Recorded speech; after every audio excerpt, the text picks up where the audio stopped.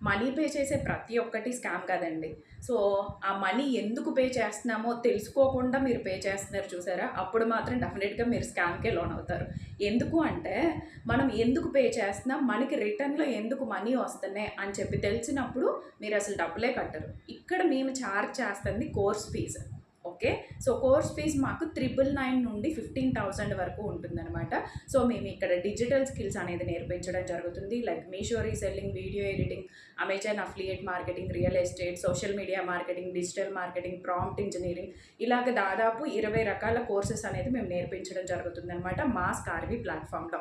అందుకనే మేము ఛార్జ్ అనేది చేయడం జరుగుతుంది. కోర్సు ఫీజ్ అనే అంటాం కానీ అదేది మీరు ఇన్వెస్ట్‌మెంట్ కాదు గుర్తుంచుకోండి. మీ మీద మీరు చేసుకునే ఇన్వెస్ట్‌మెంట్ అయినా అనుకోవచ్చు.